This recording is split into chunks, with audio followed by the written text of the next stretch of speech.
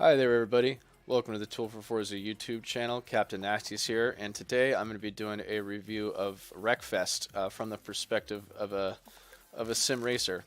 And I'm really excited about Wreckfest because the developer has had two main goals. They have to make it fun and to make it simple. And they've achieved both those things in a really big way.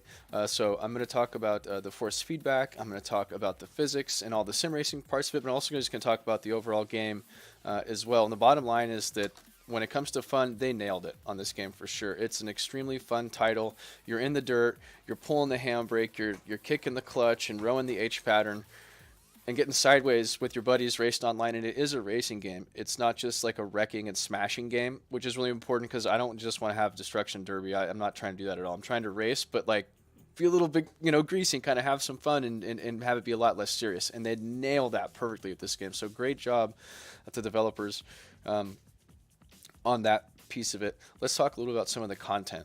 So you can see here that there's, a couple dozen cars to pick from. Kind of just scrolling through them all here. And, this reminds me of Grand Theft Auto, where there's, the cars you can tell what they are, but they obviously didn't get all the licensing and all that good stuff. But I mean, the car that I'm driving in career, you'll see it's clearly a Mustang. And there's also a cool old, that's obviously a 67, 68 Mustang. This is like a 72 Skyline. Pretty neat. So they've got some really nice things there. There's also a paint shop you can apply new liveries. There's mods in this game, so you can probably make your own on the computer, but I'm not totally sure about that. In terms of upgrades, so this is where you get into this simple part of the game.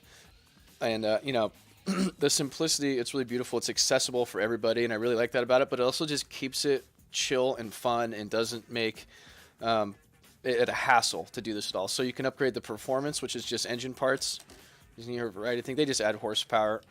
Pretty generic there. It's not deep at all with these upgrades. With the armor, they change the look and the way that the car will hold up when you get rammed into, which is definitely a thing. And then, of course, there's some visual upgrades here as well. Let's see what... I don't know if I like those. Oh yeah, Panasports. We're doing that. Style 3.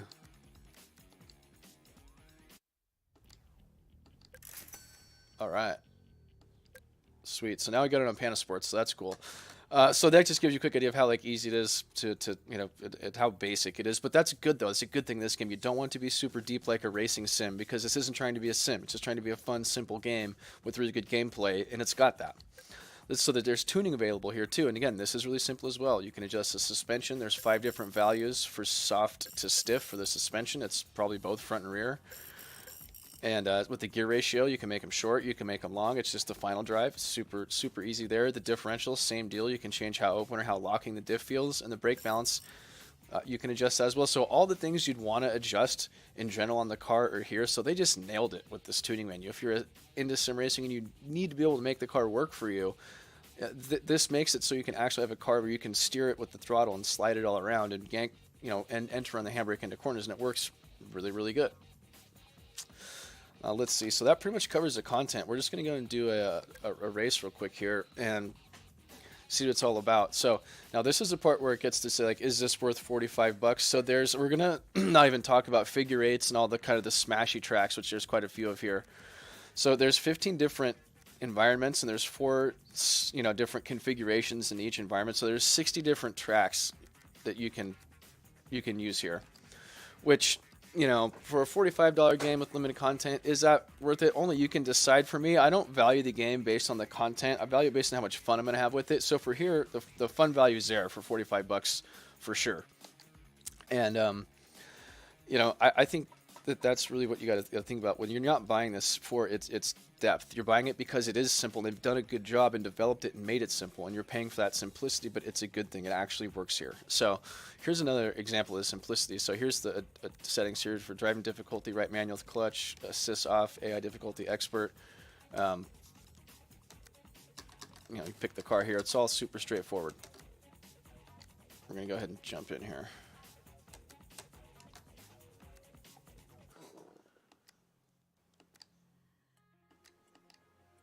Start. Gotta just keep pressing X.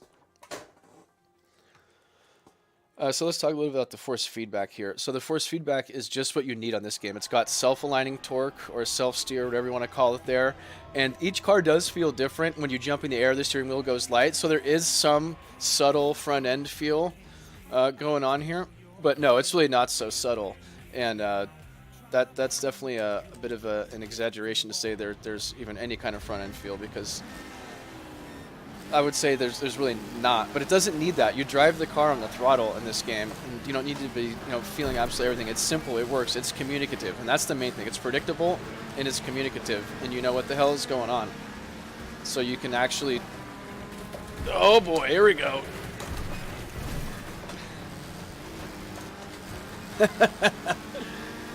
Oh man. I find that I work the clutch a lot in this game, which I'm alright with. I used to race two-stroke dirt bikes. I used to race a 125 and need a lot of clutch to... Oh boy.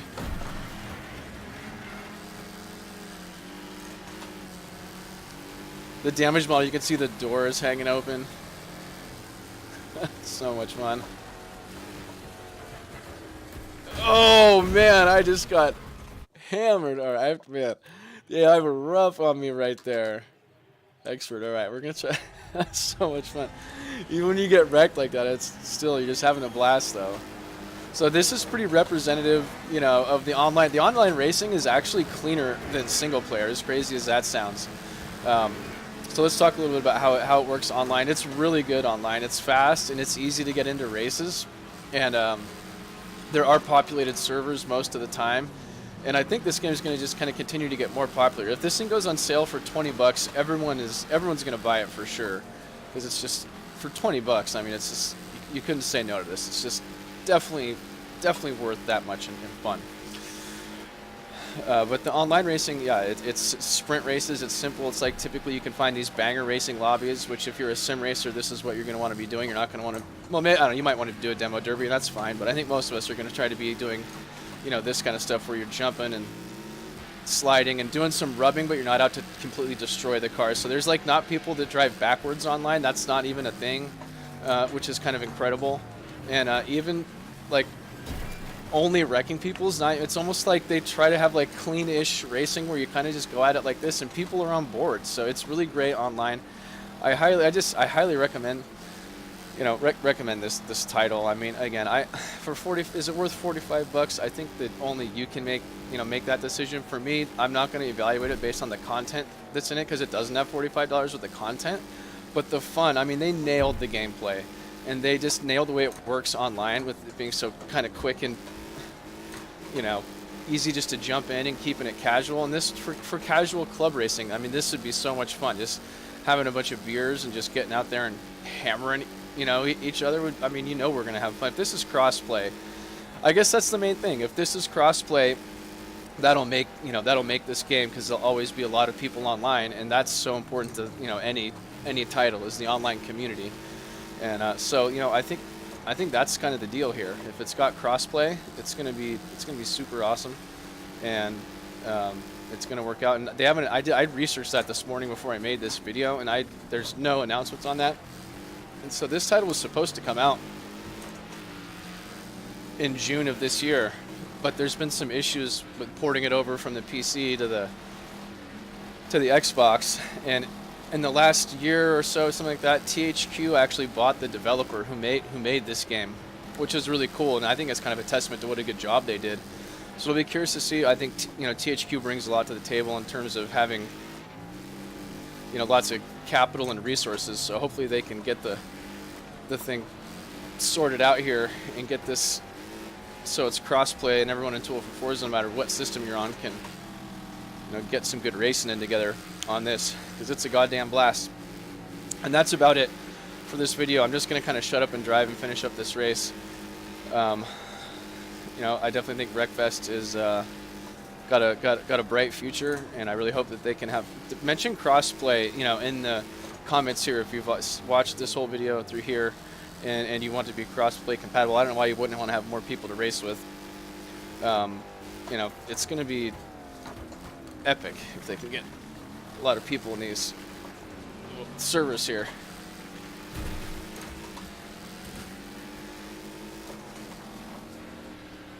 Thanks for watching the video. Thanks for the support, guys. Remember, we're not doing this really even as a YouTube channel. We're doing this because we're trying to grow our social sim racing community that's too old for Forza. And check us out if you like to, race on the PC. We have a Discord channel. We typically do Assetto Corsa. We'll be doing some Wreckfest. And if you're a Forza Motorsport 7 guy or whatever the next iteration of Forza Motorsport is, definitely check us out on Xbox Live as well, and check out our Facebook page and our forums.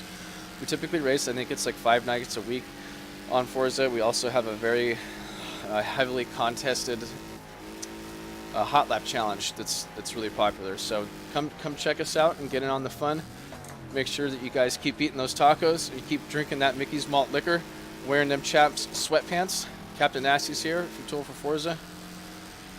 Pretty much over and out here. I guess we'll go ahead and let this race finish up, but I'm just gonna shut up. You guys can listen.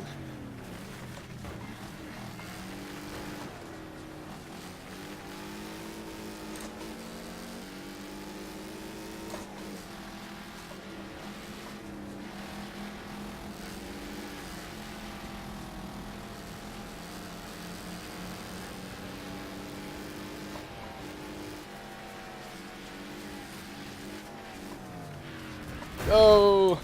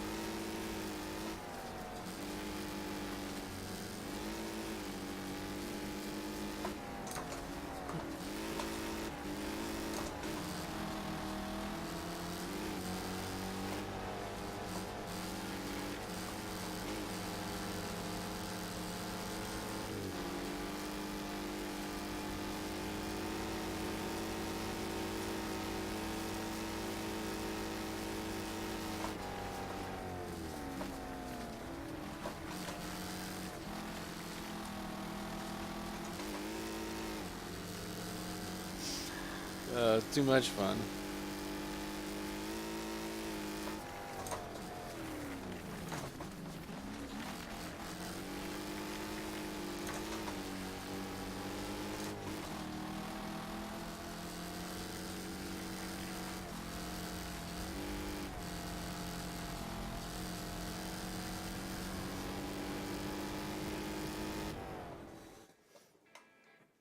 Thanks for tuning in, guys. We'll catch you next time. Come race with us online or on a stream.